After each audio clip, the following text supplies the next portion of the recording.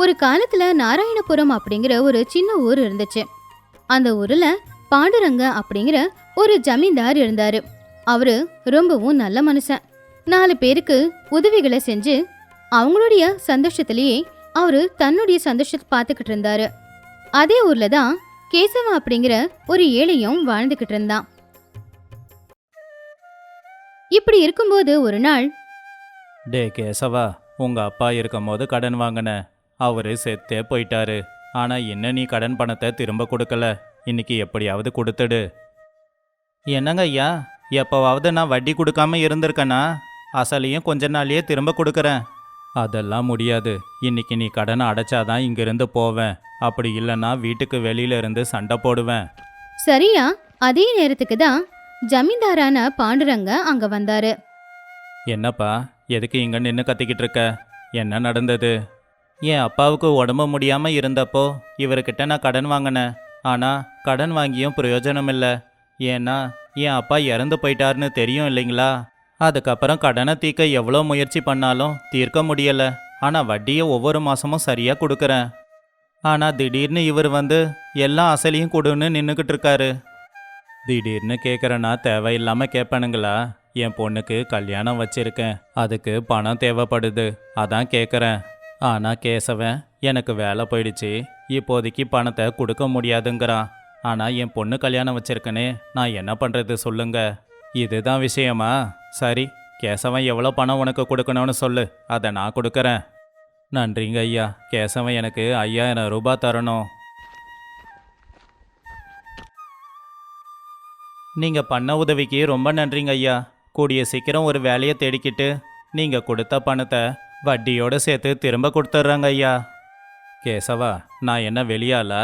உங்கள் அப்பாவும் நானும் நண்பர்கள். எங்கள் அப்பா அம்மா சம்பாதிச்சு வச்சதால நான் ஜமீன்தாராக இருக்கேன். உன் அப்பன் ஏழையாகவே இருந்துட்டான். ஆனால் என்றைக்கும் உன் அப்பன் உதவின்னு என்கிட்ட வந்ததே இல்லை. அப்படிப்பட்டவன் புள்ள நீ. உனக்கு கூட உதவி செய்யலைனா அப்புறம் நான் வாழ்ந்துக்கிட்டு என்ன பிரயோஜனம்? ரொம்ப நன்றிங்க ஐயா, நீங்கள் பண்ண உதவியை நான் மறக்க மாட்டேன். அதெல்லாம் இருக்கட்டும், ஏதோ வேலை போச்சுன்னு சொன்னீங்க, என்னாச்சு? இத்தனை நாளாக நான் ஒரு வீட்டில் தோட்டக்கார வேலை பார்த்துக்கிட்டு இருந்தேன். அவங்க வீட்டை காலி பண்ணிட்டு பட்டணம் போகிறாங்களாமா, அதான் வேலை போயிடுச்சு. படிச்சுட்டு தோட்டக்கார வேலை பார்க்க வேண்டிய அவசியம் உனக்கு ஏன் வந்துச்சு? நீ ஒன்றும் தப்பாக நினைக்கலனா என்னோட அரிசி மில்ல கணக்கு பார்க்குற வேலை இருக்கு. 2000 ரூபாய் சம்பளமும் கொடுக்குறேன், பிடிச்சிருந்தா வேலை பாரு. 2000மா? ரொம்ப நன்றிங்க ஐயா, நான் நிச்சயம் வந்து வேலை பார்க்குறேங்க ஐயா. அப்படி கேசவன் பாண்டுரங்கையாவோட குடோன்ல வேலைக்கு சேர்ந்தான். தினமும் கணக்கு வழக்கு எல்லாத்தையுமே அவன் சரியா பார்த்து எழுதிக்கிட்டு இருந்தான். ஒரு நாள் கேசவன் வேலை பார்த்துக்கிட்டு இருக்கும்போது அந்த மில்லுக்கு வெளியில 2 பேர் இப்படி பேசிக்கிட்டு இருந்தாங்க. டே பாத்தியா, இந்த பாண்டுரங்க என் அப்பாவோட மூத்த தரத்து புள்ள. ரொம்பவும் புத்திசாலித்தனமா மில்லையும் குடோனையும் அவன் பேர்ல எழுதிக்கிட்டான். அப்படிதான் அவன் இப்படி வாழ்ந்துகிட்டு இருக்கான். இல்லைங்க ஐயா, உங்க அப்பா சாகிறதுக்கு முன்னாடி உங்களை மனசுல வச்சுக்கிட்டு விலை அதிகமான வயலெல்லாம் உங்களுக்கு எழுதி கொடுத்ததா சொன்னீங்களே, அந்த வயலெல்லாம் இப்போ எங்க இருக்கு? இல்லையே. அது எல்லாத்தையும் உங்க விருப்பத்துக்கு செலவு பண்ணிட்டீங்க. அது உங்க அப்பாவோட தப்பா? இதுல பாண்டுரங்க ஐயா என்ன பண்ணாரு? டே சூரி, இப்போ நல்லா தாண்டா பேசுகிற. நான் அந்த இடத்த விற்கிறதுக்கு முன்னாடி இப்படி வந்து 4 வார்த்தை பேசியிருந்தா நான் அதெல்லாம் விற்றுருக்க மாட்டேன்ல. இப்போ பேசி என்ன பிரயோஜனம்? சரிங்க, இப்போ என்னை எதுக்கு வர சொன்னீங்க? அதை சொன்னீங்கன்னா நான் அந்த வேலையை பார்ப்பேன். ஒன்றும் இல்லைடா, நாம் நல்லா இல்லைனாலும் பரவாயில்ல. ஆனால் நம்ம கூட இருக்கிறவங்க வளர்ந்தா அதை பார்க்க முடியுமா சொல்லு? அதான் ஏதாவது பண்ணி இந்த குடோனுக்கும் மில்லுக்கும் நெருப்பு வைக்கலான்னு உன்னை கூட்டிக்கிட்டு வந்தேன். ஐயோ தப்புங்க, பாண்டுரங்க ஐயா ரொம்ப நல்லவர், எல்லாருக்கும் உதவி செய்கிறவர். உங்களுக்கு கூட மாதம் மாதம் பணம் கொடுத்துக்கிட்டு தானே இருக்காரு. அப்படிப்பட்டவருக்கெல்லாம் துரோகம் நினைக்காதீங்க. என்ன சூரி, நாக்கு ரொம்ப நீளுது போல. என்கிட்ட 10,000 ரூபாய் கடன் வாங்கியிருக்க. ஒன்று வாங்கின கடனை திரும்ப கொடு, இல்லை நான் சொல்கிறத வாயை மூடிக்கிட்டு அப்படியே செய். ராஜையா அப்படி சொன்னது கேட்டு சூரி ரொம்பவும் கவலைப்பட்டான். ஆனா அவங்க 2 பேரும் பேசிக்கிட்டு இருக்கிறத மொத்தத்தையும் கேசவன் கேட்டான். ஐயோ, இந்த நேரம் பார்த்து பாண்டுரங்கையா வேற ஊரில் இல்லையே. ஏதாவது பண்ணி இந்த ராஜையாவோட திட்டத்தை நான் எப்படியாவது முறியடிச்சாகணும். இப்படி இருக்கும்போது அந்த மில்லுல வேலை செய்யற இன்னொரு வேலைக்காரன் கேசவன் கிட்ட வந்து பாண்டுரங்கையா கொடுத்த ஒரு கடுதாசிய கொடுத்தான். அதை படிச்ச கேசவன் சிரிச்சுக்கிட்டு வெளியில போய் ராஜையா கிட்ட இப்படி சொன்னான். ராஜையா அண்ணன், நீங்கள் பேசுனதை இப்போ தான் கேட்டேன். இது எல்லாத்தையும் நெருப்பு வச்சு கொளுத்துறதால உங்களுக்கு என்ன லாபம்? அதுக்கு பதிலாக என்கிட்ட ஒரு யோசனை இருக்குது. நான் அதுக்கு உதவி பண்ணுறேன். என்னோட பங்கை நீங்கள் சரியாக கொடுத்துடுங்க. இதை எரிக்கிறதுக்கு பதிலாக நான் சொல்கிறத செஞ்சா நம்ம 3 பேரும் நல்லா இருக்கலாம். டே கேசவா, உனக்கு என்ன பைத்தியம் பிடிச்சிடுச்சா? உனக்கு ஆதரவு கொடுத்த அந்த மனுஷனுக்கு துரோகம் பண்ணுற. இந்த காலத்தில் இன்னொருத்தவங்களை ஏமாத்தலைன்னா வாழ முடியாது சூரி. நான் சொல்கிறத கேட்டு என் கூட சேர்ந்துக்கோ. அதெல்லாம் இருக்கட்டும், முதல்ல திட்டம் என்னன்னு சொல்லு. பாண்டுரங்க ஐயா ஊரில் இல்லை, வர்றதுக்கு கொஞ்ச நாள் ஆகும். மற்றவங்களுக்கெல்லாம் படிப்பறிவு கிடையாது. அதனால் நான் கொஞ்சம் கணக்கை மாற்றி எழுதுறேன். அவர் வர்றதுக்குள்ள இந்த குடோனில் இருக்கிற சரக்கெல்லாம் பட்டணத்துக்கு அனுப்பலாம்.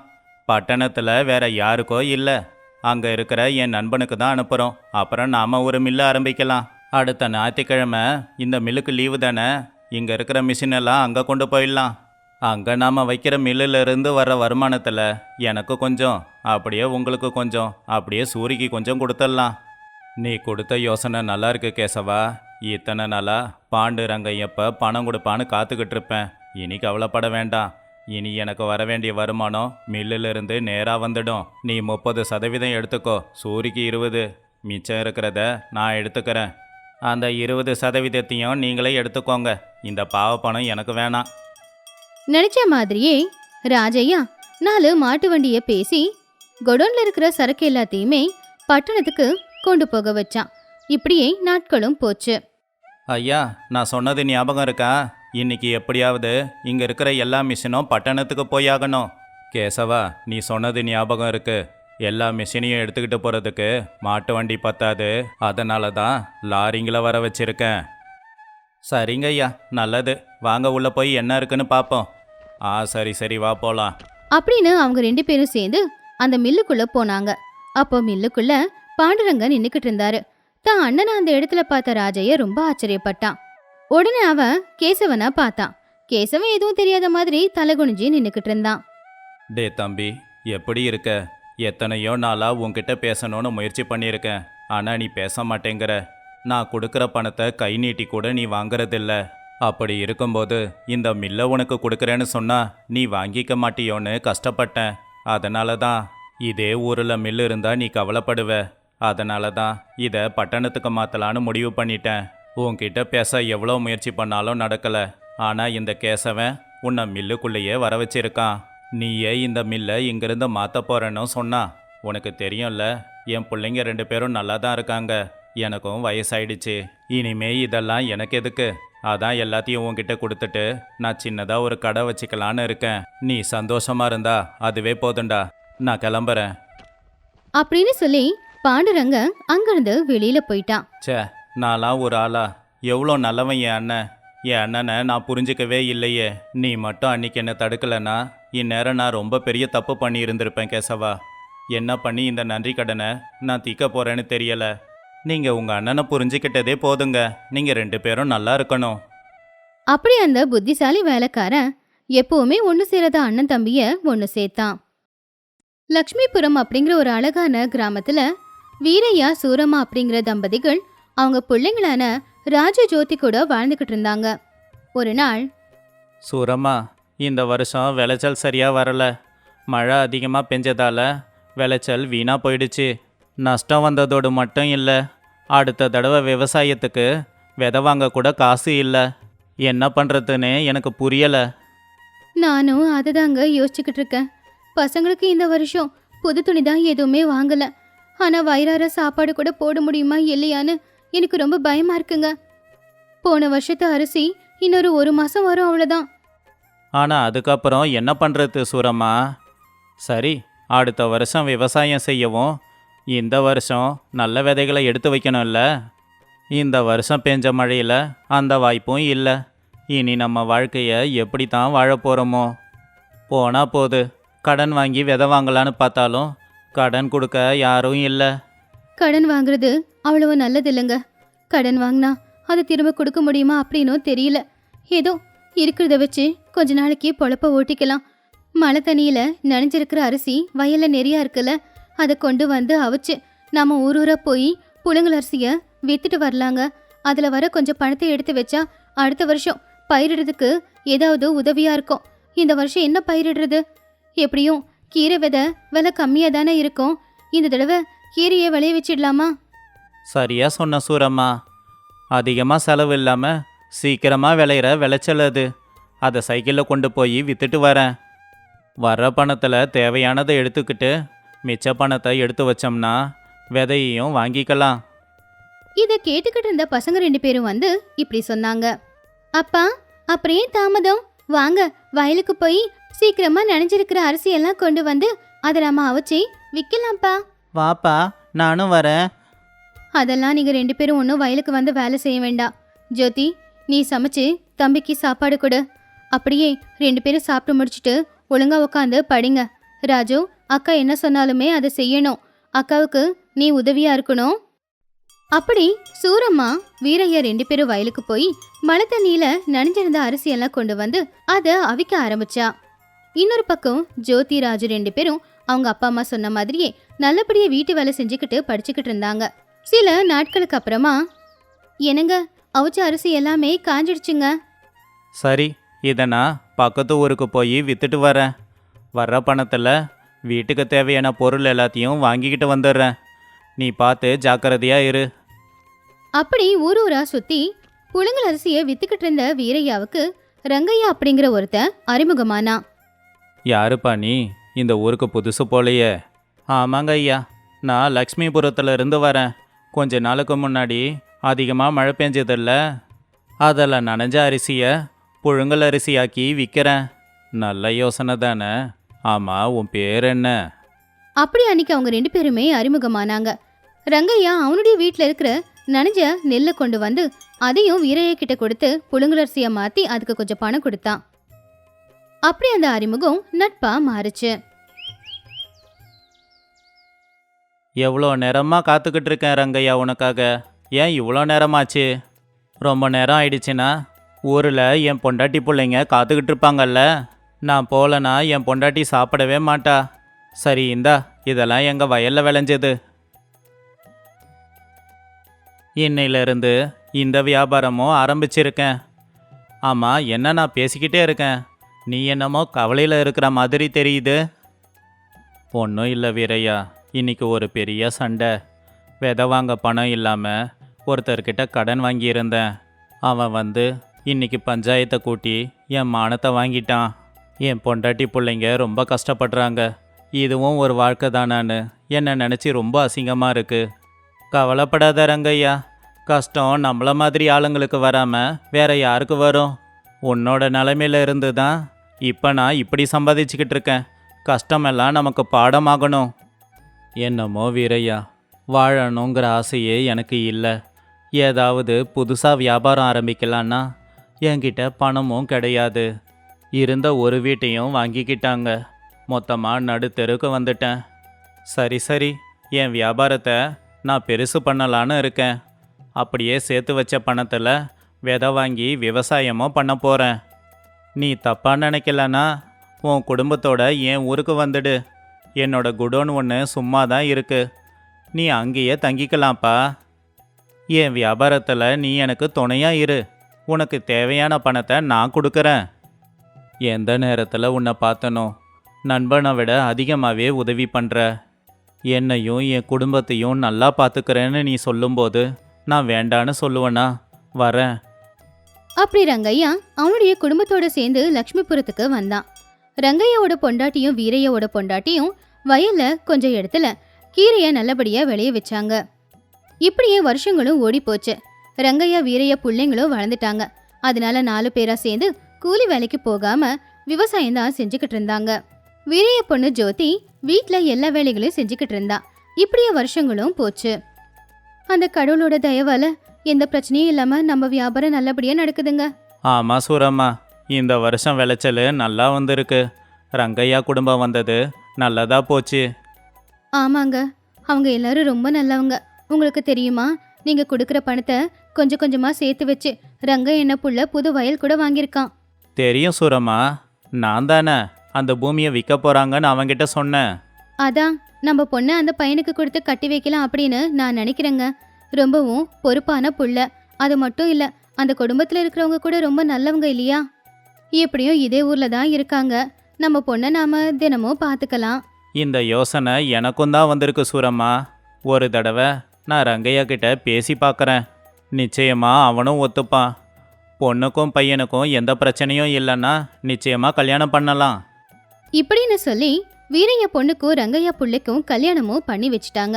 எப்பவும் போலவே எல்லாரும் அவங்கவுங்க வேலைகளை செஞ்சுக்கிட்டு நாளுக்கு நாள் வளர்ந்துக்கிட்டே தான் இருந்தாங்க. அப்போ ஒரு நாள், சீனு, புது வயல் வாங்குனியா? அந்த அளவுக்கு நம்மக்கிட்ட பணம் கிடையாது.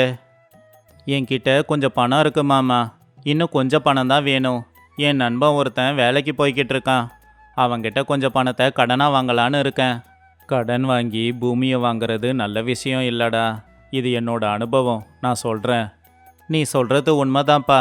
ஆனால் கடன் வாங்கி வயலை வாங்கிட்டு சும்மா இருக்கக்கூடாது. உழைக்கணும். அதுக்கப்புறம் கடனை தீர்க்கணும். உன் விஷயத்தில் அது நடக்கலை. அப்போ சூழ்நிலை சரியா இல்லைப்பா. இப்போ அப்படி கிடையாது.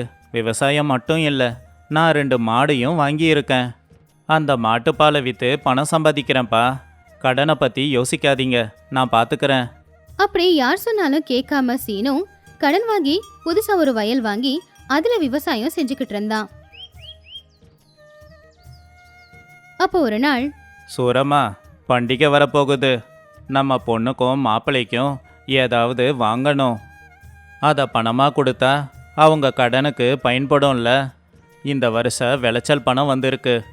இதோ இதை பத்திரமா எடுத்து வை. பண்டிகை அன்னைக்கு மாப்பிள்ளை கிட்ட கொடுக்கலாம். சரிங்க அப்படின்னு பத்திரமா அந்த பணத்தை எடுத்து வச்சா சூரம்மா. அடுத்த நாள் காலையில, அப்பா, ஒரு நல்ல செய்திப்பா. உங்க மருமக வாங்கின கடன் தீந்துடுச்சு. சந்தோஷம்மா. ஆனால் மாப்பிள்ளைக்கு அவ்வளோ பணம் ஏது? வேற எப்படிப்பா? அதான் பால் விற்கிறாருல்ல, அந்த பணத்தை செலவு பண்ணாம எடுத்து வச்சுக்கிட்டே இருந்தோம். நேத்திக்கு எங்களுக்கு தேவையான பணமும் கிடைச்சிருச்சு. அதனாலதான் அதை கொடுத்து நாங்க கடனை தீர்த்துட்டோம். இப்படி கொஞ்ச நாளுக்கு அப்புறமா பண்டிகை நாளும் வந்துடுச்சு. மாப்பிள்ளை என் நிலமையை புரிஞ்சுக்கிட்டு வரதட்சணை வாங்காம பொண்ணை கட்டிக்கிட்டாரு. அது மட்டும் இல்லை, வயல்ல எனக்காக எவ்வளோ கஷ்டப்பட்டாரு. அதனால் உங்களுக்கு பணம் கொடுக்க கொஞ்சம் பணம் எடுத்து வச்சிருக்கேன். சூரம்மா, அந்த பணத்தை கொண்டு வா. இதோ ஒரு நிமிஷங்க, எடுத்துட்டு வந்துடுறேன் அப்படின்னு சூரம்மா பணம் வச்ச இடத்துல போய் பார்த்தா. ஆனா அறையை விட்டு திரும்ப வரும்போது சூரம்மா அழுதுகிட்டே வந்தா. என்னாச்சு சூரம்மா? எதுக்கு அழுதுகிட்டு இருக்க? நீங்க கொடுத்த பணத்தை நான் பத்திரமா அந்த பீரோல தாங்க வச்சிருந்தேன். ஆனா இப்ப போய் தேடுறேன், எங்கேயுமே பணம் இல்லைங்க. என்னாச்சுன்னு தெரியலங்க. சரியா பாத்தியா இல்லையா? அவ்வளோ பணம் என்னாச்சு? ஐயோ கடவுளே, நான் கஷ்டப்பட்டு உழைச்ச பணம் போச்சா? வீரையா, பதட்டப்படாத. நீ கஷ்டப்பட்டு சம்பாதிச்ச பணம் அது எப்பவும் உன்னை விட்டு போகாது. அது நிச்சயமா உன்கிட்டயே வந்து சேரும். தங்கச்சிம்மா, புதுசா வீட்டுக்கு யாருன்னா வந்தாங்களா? இல்ல அண்ணன், நம்ம 2 குடும்பத்தை சேர்ந்த ஆட்கள் மட்டும் தானே நம்ம வீட்டுக்குள்ள வருவாங்க. வேற யாரும் வர மாட்டாங்க. பணம் என்ன ஆச்சுன்னு எனக்கு ஒன்றும் புரியலன்னு. யாரும் வரல. ஆனா அன்னைக்கு சீனு தான் பணம் இருக்கிற அறைக்குள்ள போனதை பார்த்தேன். டேய் ராஜு, அப்படி பேசக்கூடாது. மாப்பிள்ளை ஏண்டா நம்ம பணத்தை எடுக்க போறாரு? ஆமா அத்தை, நான் அந்த அறைக்குள்ள போனேன். ஆனா மாமா சொன்னதால தான் போனேன்.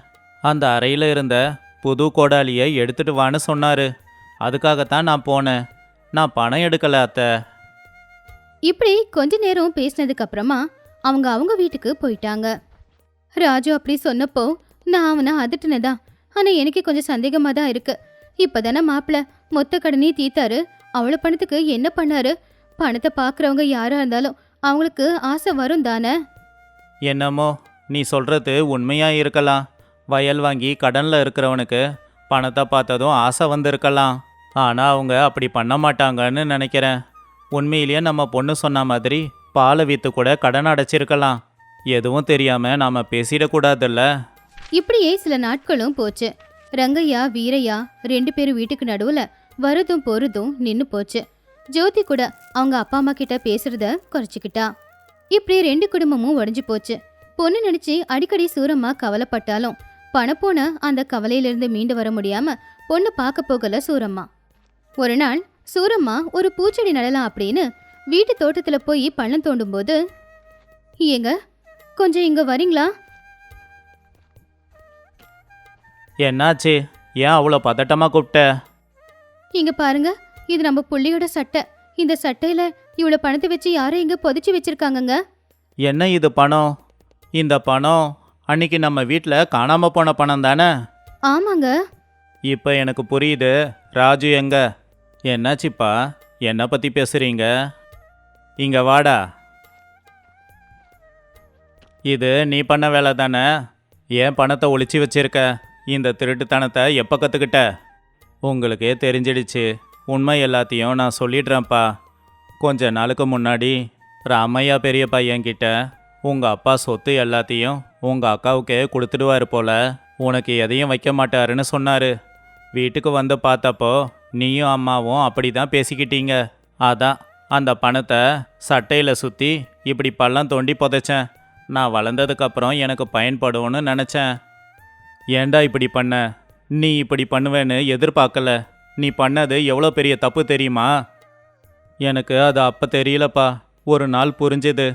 நான் ஒரு நாள் ஆபத்தில் இருக்கும்போது பெரிய பையனை பார்த்தும் பார்க்காம போயிட்டாரு. அவர் என்னை காப்பாற்ற முயற்சி பண்ணலை. ஆனால் சீனு என்னை பார்த்ததுமே காப்பாத்தனா. அப்போ தான் யார் எப்படிப்பட்டவங்கன்னு நான் தெரிஞ்சுக்கிட்டேன். என்னை மன்னிச்சிடுங்கப்பா. உங்ககிட்ட சொன்னால் நீங்கள் திட்டுவீங்கன்னு பயந்து தான் நான் இதை உங்ககிட்ட சொல்லலை. சரி, இனிமே இப்படி பண்ணாத. ஒழுங்கா இருக்கணும். வாசூரம்மா, இப்போவே ரங்கையா வீட்டுக்கு போய் எல்லாத்தையும் சொல்லலாம். அப்படி வீரையாவோட குடும்பம் ரங்கையாவோட குடும்பத்துக்கு போய் நடந்தது எல்லாத்தையும் சொல்லி அவங்க எல்லார்கிட்டயும் அவங்க மன்னிப்பு கேட்டாங்க. அன்னிலிருந்து மறுபடியும் எல்லாரும் ஒற்றுமையா இருந்தாங்க.